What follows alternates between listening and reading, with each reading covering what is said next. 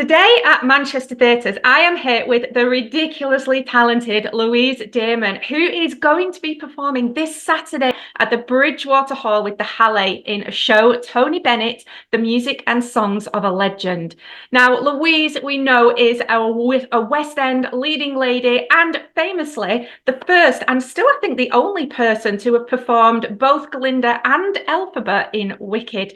She has led shows such as Evita, Cats, Guys and Dolls. She's a much sought after vocalist, performing regularly at the BBC Proms with the likes of the Hallé, the John Wilson Orchestra. She's got albums to her name. Basically, we are here with musical theatre royalty. So thank you so much for joining us today, Louise. Oh, I appreciate thank it. you. That's a lovely intro. I need you to introduce me every time on every single thing that I do. Thank you very much.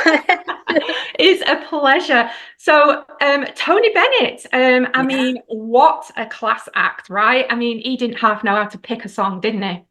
Incredible. And you know what's been really interesting for me is that, being completely honest, this is the kind of music I wouldn't usually sing or get the opportunity to sing.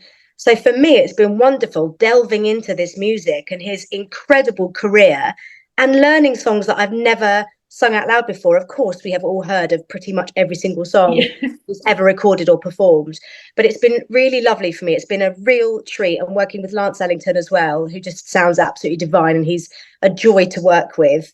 It's going to be a thoroughly enjoyable concert. I'm really looking forward to it.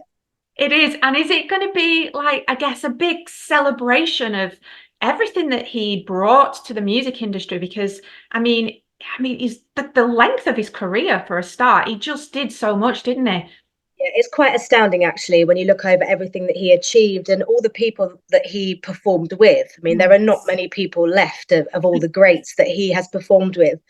And even in recent years as well, looking at the likes of Amy Winehouse and Lady Gaga, the relationship that he seemed to have, friendship with Lady Gaga, was really lovely. When you see some of that footage, it's really beautiful and exciting. He loved to work with people that maybe he wouldn't usually collaborate with and just make magic. And I think that's also really special. But yeah, like I say, it's songs that I put my hands up and say, I didn't realize that, Tony Bennett, originally sang this song, or I didn't realize that he had performed or recorded this. There's just so much. His back catalogue is just ridiculously huge.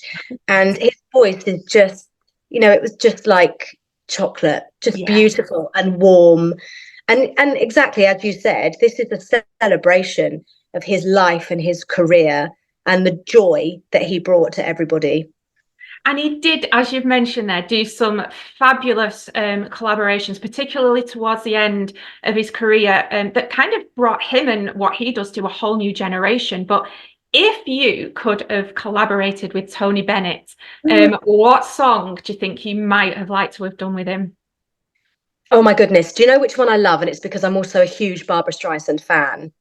But there's a beautiful version duet of Smile that they do together that we're doing in this concert. And it's so gorgeous. You've got these two iconic voices and iconic performers, and they blend so beautifully. And so I'd have to say something like that. Just like such a gorgeous song. So heartwarming, and just that voice and that song is just lovely. So I actually sang, just completely going off the track here, but I was in pantomime years ago with Mickey Rooney. Oh wow. Smile, and so the stories I heard from him were just wonderful. But so the song is really special. It brings back some nice memories for me as well. And of course you are collaborating, you've mentioned, with the equally charming Lance Ellington, who we know and love very, very much. I mean, you've worked with him before. What is it like being back together, and sort of, does it make it easier when you've kind of got that shorthand with someone? Absolutely. He's just gorgeous to work with. It's really lovely when you're on stage with somebody who you have a really great relationship off stage with as well, because it makes the whole experience just easy and relaxed, and you trust the performer that you're on stage with. And I just love singing with him. His voice is just suits this material so well. And we have a lot of fun, and we just enjoy it and relax into it. And like I say, this is not the kind of music that I'd normally get the opportunity to sing. It's usually the big belty musical theatre songs. And so for me to do a set where it's just got this lovely swing jazz feel about it, with Lance up there as well, it's just gorgeous. I mean, of course, like you said earlier, we have the Hallé Orchestra, led by Richard Balcombe as well, who's a great friend and brilliant conductor. So it's just going to be a really lovely atmosphere. And being in Manchester, I'm there every single year, especially around this time. So I just love coming up there and performing at the Bridgewater Hall. So all in all, I'm just really buzzing to do and to be in Manchester.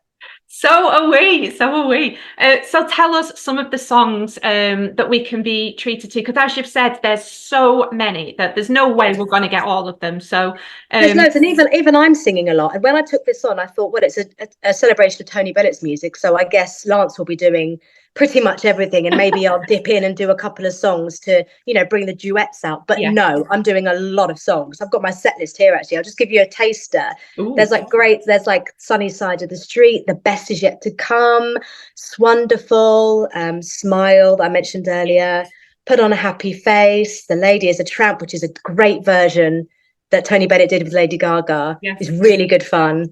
My Funny Valentine I'm singing as well. So a real kind of mixed bag in there, and a lot of music. So people are going to have a wonderful time, because there's an awful lot packed into just one concert. Yeah. Do you get, like, when you get the set list, do you kind of, because I was thinking about this, because you have your favourites that you love, but then when you've got a favourite, how do you like kind of go, is it a favourite? I do know what I'm trying to say, but I don't know how to say it. You keep going. So you've got a favourite, right? Okay, so one of my favourites of his is The Way You Look Tonight. So yes. I'm thinking, I'd love to sing that because it's one of my favourites. And I'm thinking, no, I wouldn't. I'd love to listen to it. I just want to listen and take it in. So how do you know which ones you'd love to sing and which ones you just want to listen to? Well, do you know what? It's always my fear when singing the music of these hugely iconic performers.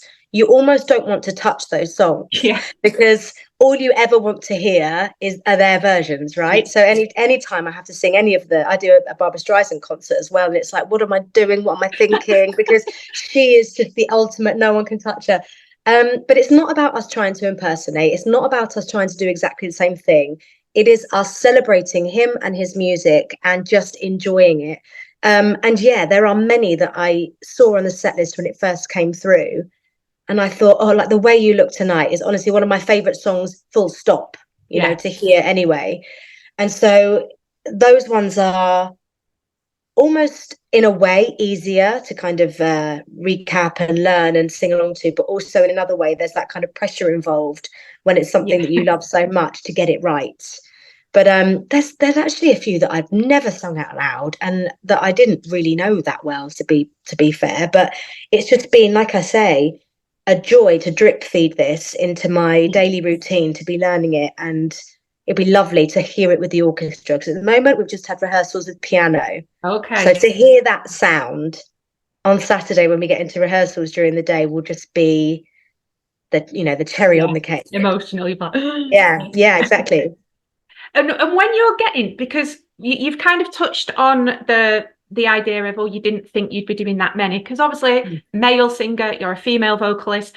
So how technically then, how does that work? Do the orchestrations have to come all change key, or does it have to be reworked? How does that work so that you can make it work? There's some of the songs that were originally be sung by Tony and other male artists, and sometimes they sit quite well because of the nature of the genre of the music. You can kind of float it up in a female voice a bit lighter. And then there's others. I mean, if you look at Diana Krall, who obviously Tony Bennett performed with a lot, and she has naturally this smoky, deep voice, which normally I would shy away from that. But that's been lovely as well, to kind of access that part of my voice and sing in those lower tones. But some of them have been adapted, so that the key's been slightly adjusted. But I think we've tried on the whole to keep things as the original as much as possible.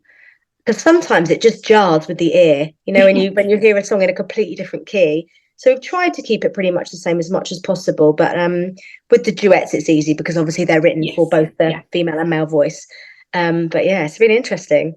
Oh, I just had visions then when you were saying we're trying not to change it because it can jar. All I could hear was, I don't know if you've seen, but well, probably everyone has, the scene from Friends where Janice is singing Funny Valentine to Chandler. No, It's so like, it's really I need like, to find it. Funny Valentine. It's really, so that Well, I was hope going through my head then. I'll try not to do that on the night because I'm singing that song. So I'll do my best. Maybe I shouldn't actually look for that when I get off the Yeah. phone. Oh, it will make you giggle. It will make you giggle. Okay. It's supposed to be bad. It's So a yeah. classic. It's a classic. Yeah. And of course, you've mentioned the Hallé. So you are no stranger to working with the Hallé. Yeah. Fabulous orchestra, fabulous venue. Yeah. Does it feel like coming home? Because it feels like It it for us. does.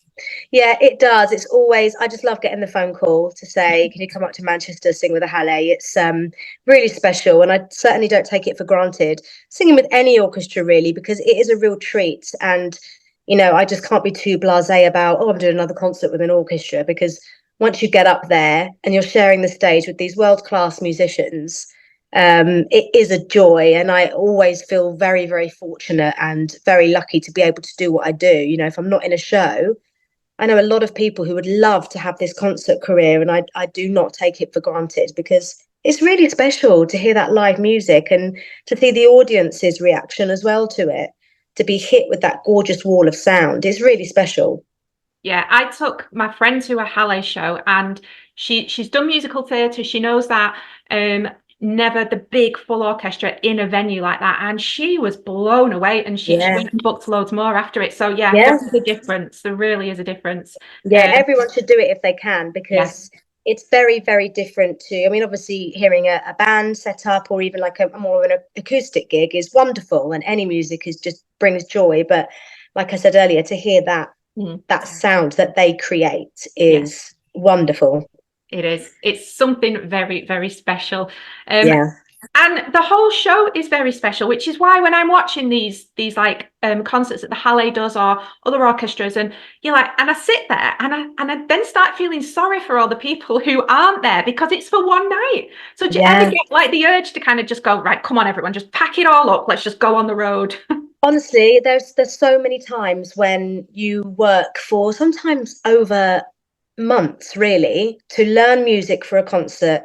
So much effort, the orchestra parts that are written up and adapted, and it's all for that one night. I mean, I'm sure it won't be. I'm sure that this will be taken Yeah. elsewhere.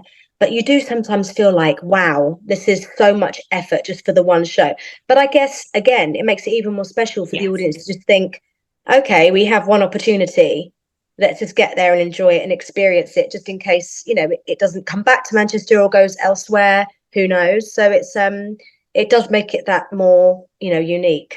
Yeah, it does. It makes it very special. And basically anything the Hallé does is very special. And we're Yeah. so thrilled that both you and Lance, because Lance is no stranger either to the Bridgewater Hall or the Hallé, Yeah. you're coming back to us. So thank you so much. Oh, thank you. No, it's my pleasure. Honestly, it's my pleasure. It's going to be this Saturday, as we said earlier, the 25th at the Bridgewater Hall, the Hallé Orchestra, the Tony Bennett Music and Songs of a Legend with Louise Dearman and Lance Ellington. Come along. It's going to be fabulous. Thank you so much. Thank you. Look forward to seeing everybody there. Take care. Bye. Bye.